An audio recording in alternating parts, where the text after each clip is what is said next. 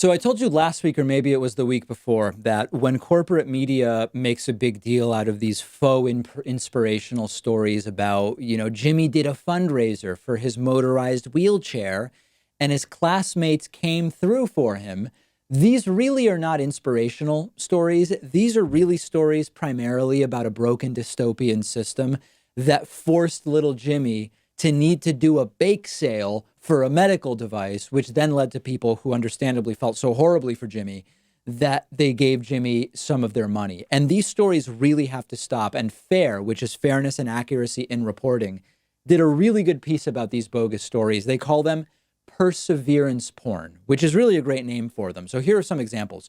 2-year-old Logan Moore needs a walker. Insurance wouldn't cover it.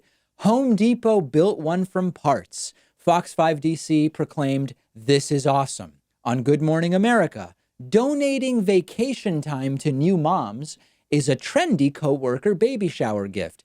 How lovely. Wrong. It's not lovely. Okay. This is a terrible system that doesn't give new moms paid time off. They can't afford paid time off. And we've not decided as a society that this is something that we're going to take care of.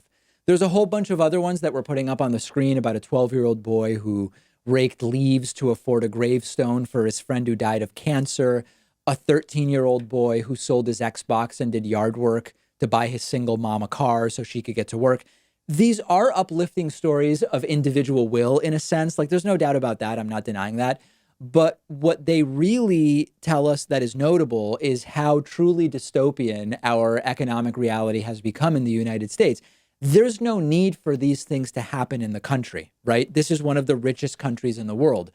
As inspirational as we can say the 12-year-old's actions are, or as notable as the resolve of 7-year-old Jimmy is, in order to raise money for his mom's cancer treatment or whatever, it is 1,000 times more disgusting that it's necessary in our country. This is optional. Like, if we decided as a country, we're not going to be allowed in a way that allows this, we're not going to be organized in a way that allows this to happen. That is really the most important thing to me. So to avoid the criticism that I know is coming, I know people will write to me and say, David, are you saying that these aren't nice things people are doing or that we shouldn't applaud them? It's fine. People in bad situations should be doing nice things, and we should recognize that, and it's okay to do that. But I read this example on Reddit, which is a good one. Someone gets caught in the rain and a random stranger gives them an umbrella. That's nice. Rain was the problem and the umbrella was the solution in that case. In a similar but slightly different example, if a homeless person is caught in the rain for years because they're persistently homeless and society simply hasn't decided that we're going to deal with that as an issue right now, and a passerby gives them an umbrella, giving them an umbrella is still nice. But the problem in the second case is the breakdown of our systems, or the fact that they don't exist even to begin with, to deal with homelessness as a systemic problem. That's the difference here. Friendly 80-year-olds who are mowing lawns for money. Someone comes along and buys them a better lawnmower. That's great. That's a nice thing to do. But why are so many people unable to retire in our country and they have to keep working, including mowing lawns out in the heat at age 80? That's really the problem. And the new lawnmower, as nice as it might be, doesn't actually solve the underlying problem. So cover the stories, that's fine.